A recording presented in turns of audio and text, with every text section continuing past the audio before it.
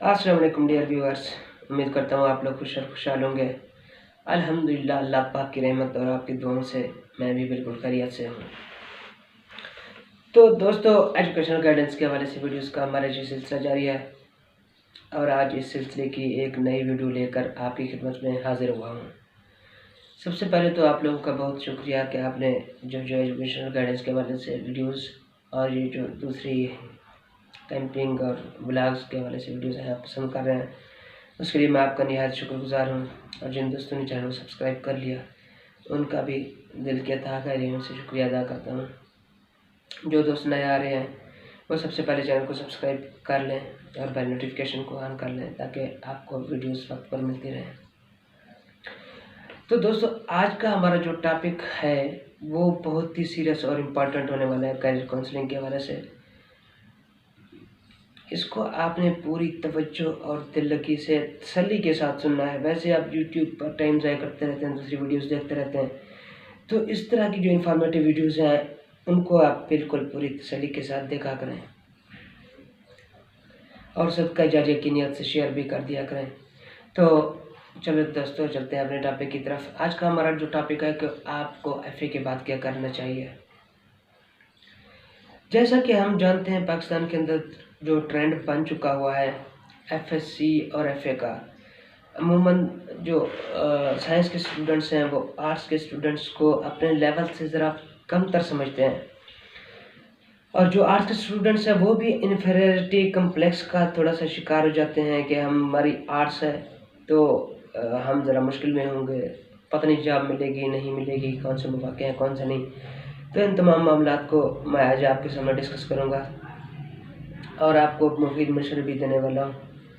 तो इन सब के लिए आप मेरी वीडियो से एंड तक जुड़े रहिए ताकि आप कोई भी पॉइंट मिस ना हो जाए आपका, इसलिए एंड तक पूरी तवज्जो से सुनिएगा।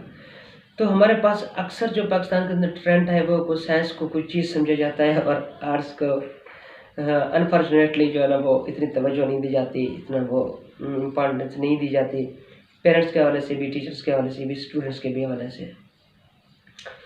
तो दोस्तों, मैं आपको बता दूँ, ये जो साइंस वाले हैं ये सिर्फ बनते हैं डॉक्टर, इंजीनियर और जो दूसरी मेडिकल फील्ड्स हैं उनके अंदर जा सकते हैं।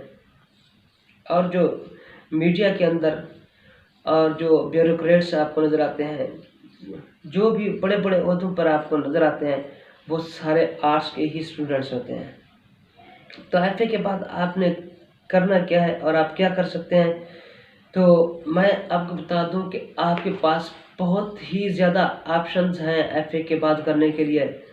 जबकि जो एफएससी करते हैं मेरे दोस्त, मुझे उनसे कोई गिला या कोई शिकायत नहीं है, लेकिन मैं अपने आर्ट्स के दोस्तों को ये बता दूं कि आप किसी तरह भी उनसे कमतर नहीं है। आपके पास एफए करने के बाद बहुत ज़्यादा फील्ड्स हैं, बहुत ज़्यादा फील्ड है, आप अपनी मर्ज़ी की फील्ड चूज़ कर सकते हैं। जबकि साइंस वालों के पास कोई गिनी चुनी 2, 4, 6 फील्ड्स हैं जिनके अंदर वो जा सकते हैं। तो आर्ट्स के दोस्तों, आपको दिल छोटा करने की ज़रूरत नहीं है। आप एफए के बाद आप कर सकते हैं BS 4 year in English, BS 4 year in Urdu, या कोई भी आपका आर्ट्स सब्जेक्ट जिसके अंदर आपका इंटरेस्ट है तो वो आप कर सकते हैं BS 4 ईयर। तो BS 4 ईयर बहुत से सब्जेक्ट्स में आप कर सकते हैं, लेकिन उनमें सबसे ज़्यादा जो अहमियत है वो भी मैं आपको बताऊंगा और आपके लिए कौन सा बेनिफिशियल है, ज़्यादा फ़ायदेमंद है, जॉब्स किसकी ज़्यादा है, वो भी आज मैं आपको बताऊंगा। एक बार फिर आपसे रिक्वेस्ट है कि अगर आपने अभी तक चैनल सब्सक्राइब नहीं किया है तो नीचे रेड कलर में आपको सब्सक्राइब लिखा हुआ आ रहा होगा, उसको सब्सक्राइब करके आप मेरे चैनल का मुस्तकिल मेंबर बन जाएं। तो सबसे पहले आते हैं इंग्लिश की तरफ। जैसा कि आप जानते हैं, इंग्लिश एक लैंग्वेज है और इसका बहुत ज़्यादा प्रेफरेंस दी जा रही है आजकल। इसकी काफ़ी ज़्यादा एजुकेशन डिपार्टमेंट के अंदर भी सीट्स आती हैं। तो आपको मेरा मशवरा ये है कि अगर आप एफए कर चुके हैं और आपके पास थोड़ा सा सरमाया है, आपको पेरेंट्स सपोर्ट कर सकते हैं, तो आप BS इंग्लिश कर लें। BS इंग्लिश आपकी हो जाएगी MA इंग्लिश के बराबर, मास्टर ऑफ इंग्लिश के बराबर। तो MA इंग्लिश जब आप हो जाते हैं तो आप किसी साइंस स्टूडेंट्स या किसी भी दूसरे डिग्री होल्डर से आप कमतर नहीं हैं। आप उनके साथ टेस्ट दे सकते हैं 16 के स्केल का, जैसे कि एक MSc केमिस्ट्री, फिजिक्स, मैथ और दूसरे सब्जेक्ट्स का एक 16 सेकेंड के लिए टेस्ट देता है, अप्लाई करता है। सेम प्रोसीजर वो आप MA इंग्लिश करने के बाद वो आप कर सकते हैं। आप भी उनके साथ शाना बशाना टेस्ट दे सकते हैं। आप भी 16 और 17 स्केल पर अप्लाई कर सकते हैं और सिलेक्ट हो सकते हैं। तो आप जो पहला ऑप्शन है, आप BS 4 ईयर इंग्लिश कर सकते हैं। और अब जब मैंने कह दिया है कि BS 4 ईयर इंग्लिश और MA इंग्लिश बराबर हैं, तो इनमें डिफरेंस क्या है, आपको क्या करना चाहिए? मैंने BS 4 ईयर को पहले नंबर पे क्यों रखा है मेरे भाई? इसका एक सिंपल सा सोल्यूशन है। एक सिंपल सी मैं आपको बात बताता हूँ कि MA इंग्लिश और BS 4 ईयर बिल्कुल बराबर है, इनमें कोई शक व शुबा तो है ही नहीं। लेकिन क्योंकि BS 4 ईयर है वो सेमेस्टर सिस्टम के अंदर है, और जैसा कि आप जानते हैं सेमेस्टर सिस्टम के अंदर जो है ना वर्कलोड थोड़ा कम होता है। आप 6 मंथ का सेमेस्टर होता है, बमुश्किल से 4 महीने होते हैं। 2 महीने के बाद आपका मिड होता है और 2 महीने के बाद आपका फाइनल पेपर होता है। और उस फाइनल में 30 to 40 जो % मार्क्स होते हैं वो आपके मुतल्लिका सब्जेक्ट के टीचर के पास होते हैं। अगर आपका क्लास के अंदर बिहेवियर अच्छा है, टीचर के साथ आपने बनी हुई है अच्छी खासी, आप रेस्पेक्ट करते हैं उनकी, तो उसमें से आपको अगर 30 मार्क्स हैं तो आपको 25 प्लस मिल सकते हैं। अगर 40 मार्क्स हैं तो उसमें आपको 35 प्लस भी मिल सकते हैं। तो इसलिए मैं कहता हूँ कि BS 4 ईयर को प्रेफर करें बजाय के किसी दूसरी डिग्री के। BS 4 ईयर आप इंग्लिश में कर लें। अगर आप बिल्कुल अपने आप को स्टडी के लिए वक्फ कर सकते हैं। बहुत स्टूडेंट्स ऐसे होते हैं किसी माली वजूहात की बिना पर या दूसरे इतना स्टडी को टाइम नहीं दे सकते, तो उनको मैं मशवरा दूंगा कि आप BS उर्दू की तरफ चले जाएं। BS उर्दू में और इंग्लिश, इनमें डिफरेंस क्या है, इनकी जॉब्स इनमें से किसकी ज़्यादा हैं? तो मैं आपको बता दूं कि इन दोनों में से जॉब्स दोनों की ही आती हैं, लेकिन जो इंग्लिश की जॉब्स हैं वो थोड़ी सी ज़्यादा आती हैं। तो इस डिटेल में अगर मैं चला जाऊंगा तो वीडियो बहुत लंबी हो जाएगी। अगर आपको MA इंग्लिश और उर्दू का जॉब कंपैरिजन के हवाले से वीडियो चाहिए तो मुझे आप कमेंट कर सकते हैं, मैं आपको उसके हवाले से एक अलहदा वीडियो बना दूंगा। तो इंशाल्लाह उसमें तमाम तर डिटेल्स, सिनेरियो, करंट एज का और पाकिस्तान के हालात सामने रख के मैं आपको तमाम तर तफसीलात बता दूंगा। फ़िलहाल अपने टॉपिक की तरफ ही आते हैं। तो आप उर्दू कर लें। उर्दू में ये है कि उर्दू में आपको थोड़ा सा मेहनत कम करना पड़ती है इंग्लिश की बनस्बत। उर्दू चूँकि हमारी कौमी ज़ुबान है तो उर्दू थोड़ी सी आसान हो जाती है। तो आप अगर ज़्यादा टाइम नहीं दे सकते तो आप BS उर्दू की तरफ चले जाएँ। अगर आप चाहते हैं कि आप एक कोई सरमायाकारी आपके पास नहीं है, आपके पेरेंट्स जो हैं इतने ड्यूज़ यूनिवर्सिटी के पे नहीं कर सकते, तो फिर आपको मैं मशवरा दूंगा कि आप BA कर लें। BA 2 ईयर्स कर लें। BA 2 ईयर्स आप किसी भी यूनिवर्सिटी से कर सकते हैं। अगर आप यूनिवर्सिटी की क्लासेस लेने के लिए आपके पास टाइम नहीं है, आपके कुछ हालात खुदा न खास्ता ऐसे हैं, आप क्लासेस रेगुलरली अटेंड नहीं कर सकते, तो आप BA किसी भी यूनिवर्सिटी से प्राइवेट कर सकते हैं।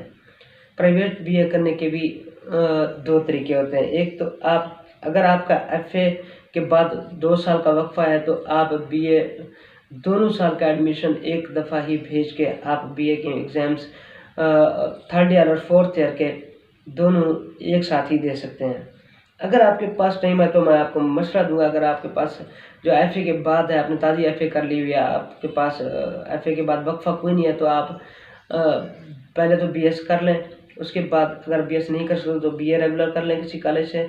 अगर रेगुलर नहीं कर सकते तो BA प्राइवेट कर लें 1-1 साल करके। अगर आपका FA के बाद तो 2 साल का वक्फा है तो फिर आप BA का कंबाइन एडमिशन भेज दें 3rd और 4th ईयर का दोनों का। अब बहुत से स्टूडेंट्स परेशान होते हैं कि BA में कौन से सब्जेक्ट्स रखे जाएं जो कि ईजी हों और कौन से सब्जेक्ट रखे जाएं जो कि ज़्यादा मार्क्स दें और कौन से सब्जेक्ट हों जिनकी इंपॉर्टेंस ज़्यादा हो जॉब्स के हवाले से। तो ये फिर वही बात है, टॉपिक बहुत लंबा हो जाएगा मैं अगर इस तरफ आऊँगा।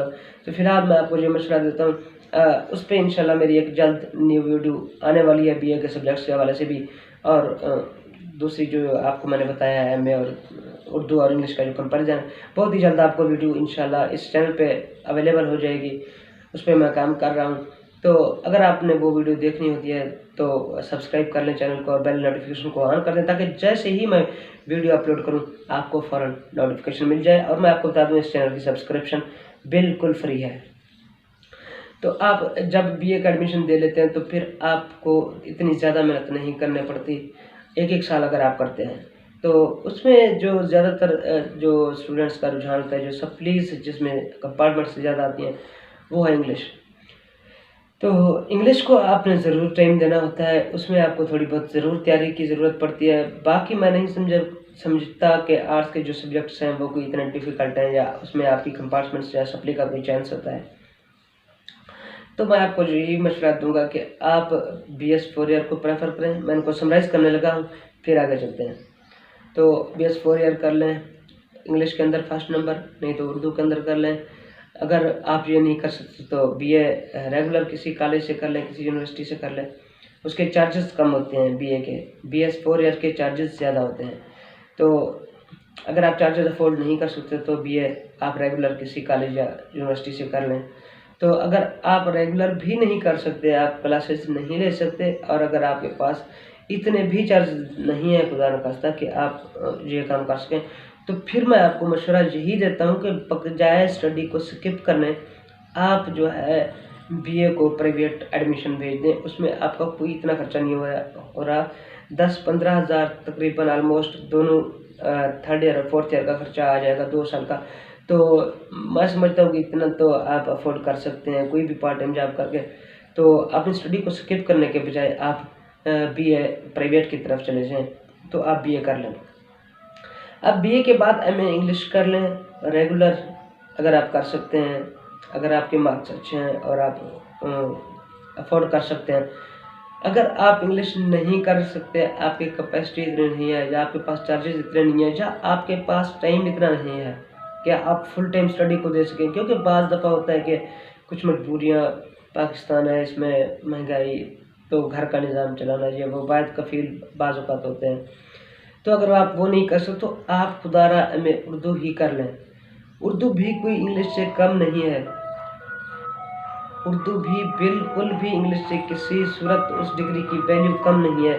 सिर्फ मैं आपको इन दोनों के दरमियान डिफरेंस मुख्तसरन बता दूँ। एक वीडियो मेरी आ रही है, मैंने आपको बताया, लेकिन मुख्तसरन इस टाइम मैं आपको शॉर्टकट ये बता देता हूँ कि उर्दू चूँकि आसान है और ज़्यादातर लोग MA उर्दू कर लेते हैं, और इंग्लिश चूँकि थोड़ा सा टफ सब्जेक्ट हो जाता है तो उसमें कम लोग जाते हैं इंग्लिश की तरफ।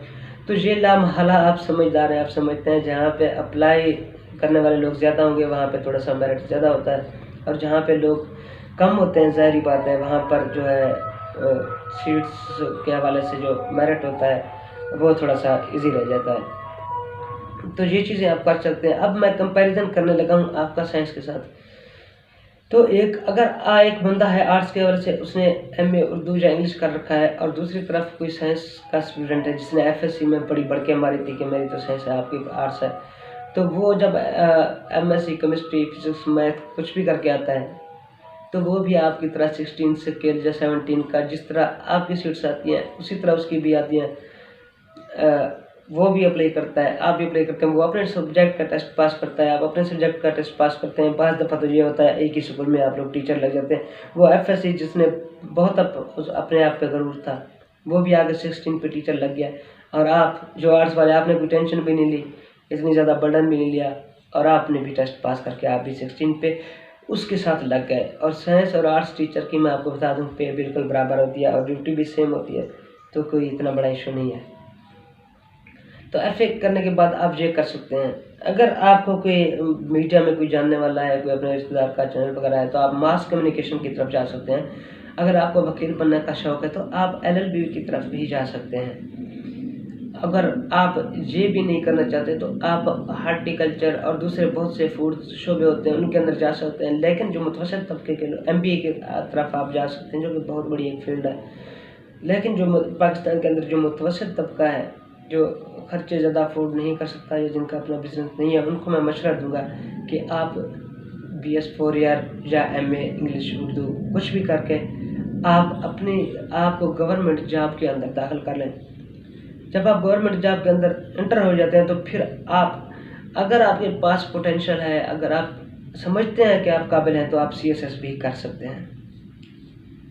CSS करके आप पाकिस्तान के सबसे बड़े शोबे जो हैं उनके सरबराह की हैसियत से आप अपॉइंटमेंट लेटर अपना वसूल कर सकते हैं अगर आप टेस्ट पास कर लेते हैं। तो इसलिए मैं आपको मशवरा दूंगा, अगर आपके पास इतना पोटेंशियल नहीं है तो आप एटलीस्ट 17 के लेक्चरर्स प्रोफेसर की सीट्स पे अप्लाई कर सकते हैं, डिप्टी डीओस की सीट और AEO असिस्टेंट एजुकेशन ऑफिसर जो नई पोस्ट रिसेंटली क्रिएट हुए हैं 2-3 साल हुए, उस पर भी आप अप्लाई कर सकते हैं। तो आर्ट्स के स्टूडेंट्स आपको दिल छोटा करने की ज़रूरत नहीं है।